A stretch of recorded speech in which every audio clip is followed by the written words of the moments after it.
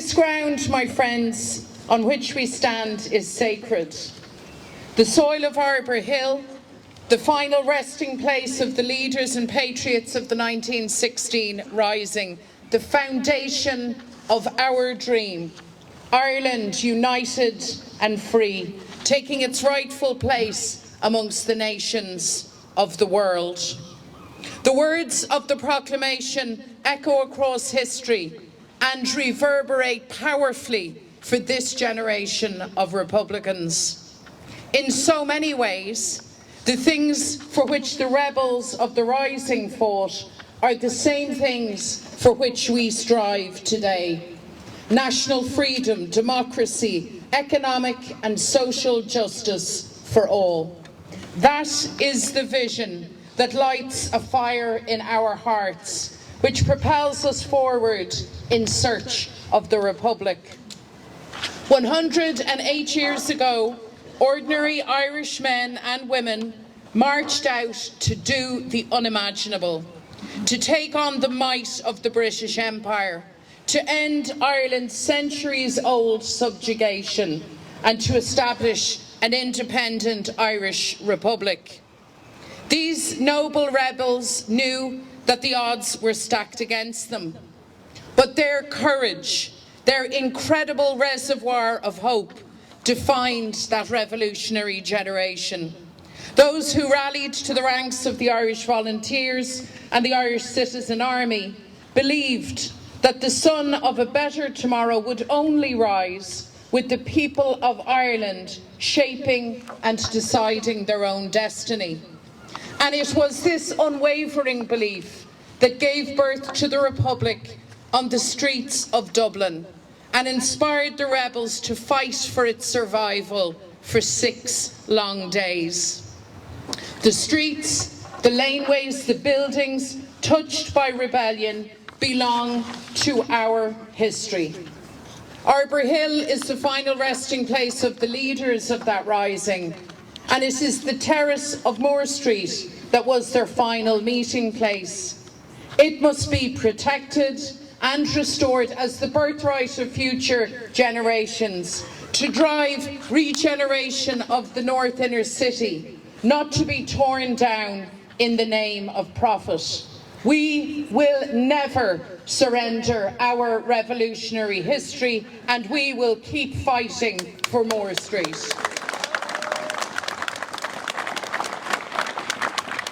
The rebels of 1916 were ordinary people who stepped forward to do extraordinary things. Their bravery lit a flame of freedom too powerful to confine to the past. It stands as a living, breathing inspiration for us today. Those who rose up against British rule were not satisfied with Ireland as it was. They reached heroically for the Ireland that could be. They were revolutionaries, they were cultural revivalists, they were the dreamers and the doers. They were the change makers of their time, and they transformed the course of Irish history. Today, that mantle of change maker falls to you, to this generation, to make change happen in our communities, to make change happen right across Ireland. The appetite for real change is driven by ordinary people determined to win a better future. And it is most powerfully reflected, perhaps, by the fact that Michelle O'Neill is now First Minister in the North. For the first time ever, a Republican and nationalist is head of government in a state that was designed, that was engineered to ensure that it could never, ever happen. But it did. Michelle has pledged to reach beyond the trenches and hurt of the past and to be a First Minister for all. And I think every day she proves herself to be true to her word. And we are rightly so proud of Michelle, so proud of our comrades for making politics work every single day. And the great beauty, of course, of the peace that we've built together is that we can hold fundamentally opposing views about the future, about constitutional change, and still work together to make life better for workers and families in the here and now. Here in the South, as the Free State is called, people believe that real change is possible. Irish Republicans are about the task of achieving a new united Ireland where workers, families and community comes first. And we have never been closer. So we shouldn't be surprised that as we push for change, there is a pushback by those who thrive on division, who seek to distract for their own selfish reasons. Let me say this. They will not succeed. They will not succeed because the need for change in our communities is unanswerable, and Sinn Féin is the party that will deliver it. Today we are witnessing the rearguard action of the political establishment too. Fianna Fáil and Fine Gael, the parties who have passed power back and forth to each other for a century, now cling to government at any cost. They now propose to install their third Taoiseach in 4 years. In little over a week, those parties who seek to appoint Simon Harris as head of government without allowing the people to have their say in a general election. So we face an incredible scenario where Fianna Fáil, who refused to vote confidence in Simon Harris as Health Minister, now prepared to line up one after the other to vote him in as Taoiseach. And likewise, independent TDs will also line up to make Simon Harris Taoiseach. So much for their independence as they act to keep this failed government in office. As they prepare to hand the keys of government buildings to Simon Harris and deny the people the democratic opportunity to have their say, to decide who is in government and to decide who leads that government. So if Simon Harris wants to be Taoiseach, if Micheál Martin and Eamon Ryan really believe that their government commands the support of the public, well, they should have no problem putting that to the people in a general election. I believe that people not only want a general election, I believe they would relish an election and the chance to call time on a government that is tired, out of touch and out of ideas. It's now, friends, a time for a new government with energy and determination. A government of change that will roll up its sleeves and get the work done to fix housing, to sort out health, to ensure that young people can build a good life and a prosperous future here at home, instead of being forced out by the repeated failures of Fine Gael and Fianna Fáil. We need a government that will finish the business of 1916 and make the promise of the Proclamation real in the lives of ordinary people. Sinn Féin leads the opposition, and we will call out this bad government at every turn. We are change makers and we want a government of change. We want to lead that government of change, a government without Fine Gael or Fianna Fáil for the first time in 100 years. So our message today is simple: call a general election and let the people decide.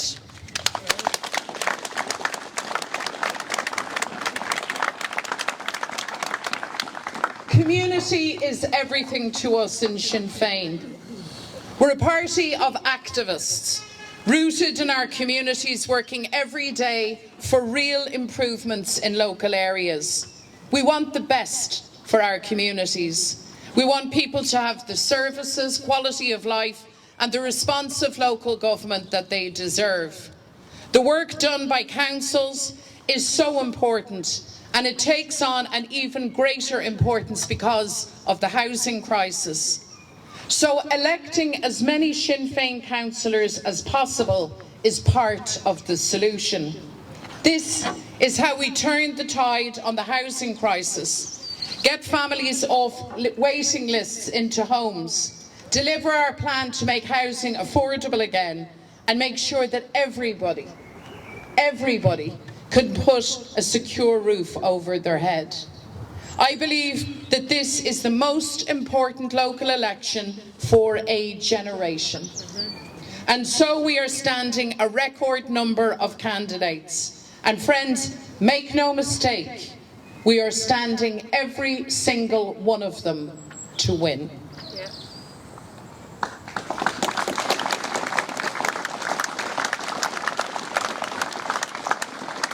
Ireland is an ancient European nation. We believe in working with our European neighbours where we can drive positive change, make real progress and build a better future. Our place is in the European Union, but we also know that Irish people are best placed to make the decisions that affect them, particularly on issues of foreign affairs, taxation and, of course, investment in public services. We believe passionately in the independence of Ireland's foreign policy, in defending our military neutrality, in standing up for families and for communities. For far too long, Fine Gael and Fianna Fáil have been deferential to the European Union. Sinn Féin is different. We will, of course, back policies when they work for Ireland, but we will oppose them when they do not. We will never ever roll over on the things that matter to the people of our country. Our vision is for a European Union that works better for the ordinary people of Ireland and for the ordinary people of Europe. Sinn Féin MEPs will not be afraid to stand up for Ireland. Lynn Boylan and Daithí Doolan and Lynn Boylan for perfect balance. They're not afraid to stand up for Ireland. And that's why, friends, we need to leave it all on the pitch. We need to get them elected to the European Parliament. We need to get all of our council candidates elected too. We need to leave it all on the pitch. And on election day, on June the 7th, when people go to their local polling station, they will have a choice. Choose change. Come out and vote for change by voting for Sinn Féin. Back us to deliver real improvements for you, your family and your community. Back us to get the job done, and we will not let you down.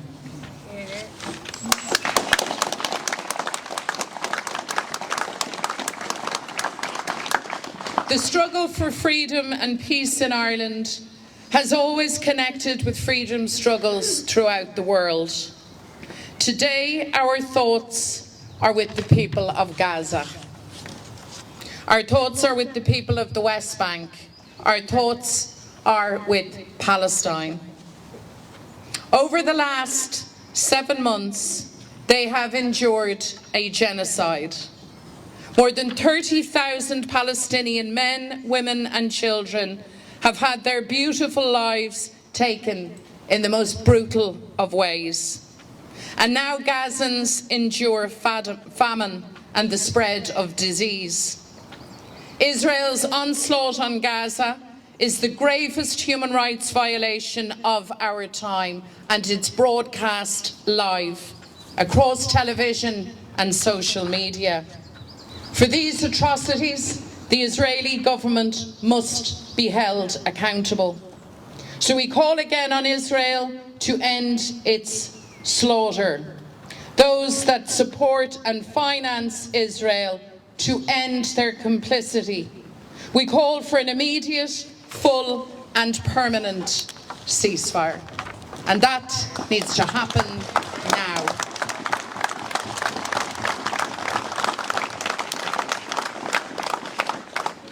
Ireland has a powerful role in all of this, in speaking truth to power, in calling out Israeli impunity, in standing with the Palestinian people. And we know from our own history that no conflict is intractable. No conflict has no solution. Peace is a question of will. It's a choice. And the only thing that ultimately will transform this horrific situation is the renewal of a peace process grounded in international law, with the explicit aim of freedom for Palestine and a Palestinian state. So today, with the words of our own freedom proclamation beating loudly in our hearts, we say, end the genocide, end the war in Gaza, end the occupation, end apartheid, cease fire now. Free, free Palestine.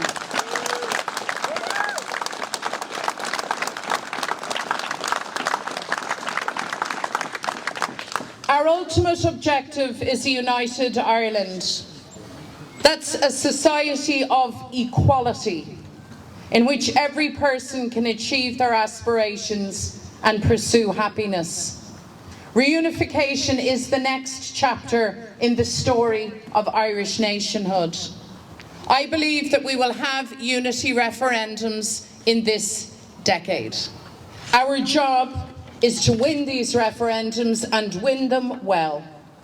Win them well by reaching out, exceeding expectations, pushing the boundaries, building alliances. Uniting Ireland is about building a nation for all our people. The united Ireland we seek is a true reconciliation between the orange and the green and every community that falls across the spectrum and the glorious blaze of colour in between. We do this in the spirit of tone, where everyone who calls Ireland home reaches for a better future, side by side. So it's time now for the Irish government to get serious, to wise up, to wake up about constitutional change. It's time to establish an All-Ireland Citizens' Assembly and to plan for Irish unity. A new, united Ireland is about everyone, it's for everyone, and planning for it has to involve everyone. In his address to his court-martial following the Easter Rising, Padraig McPeirish said, "We have kept faith with the past and handed on a tradition to the future. We, my friends, are the inheritors of the hopes so dearly held by the rebels of 1916. Our generation can be, will be, the generation that unites Ireland and delivers the republic envisaged by the Proclamation. We look beyond today to a new Ireland for all the children of the nation, to a coming together of all our people, to a republic of equality, of fairness, and of justice. This is a future worth believing in, worth working for, worth achieving. I believe that we are now closer than ever. The destiny of the Irish nation is on the horizon. So let's leave Arbor Hill today determined to move mountains, to move heaven and to move earth, to realise that dream for which our gallant patriots gave their lives. Gurumila Mahagov.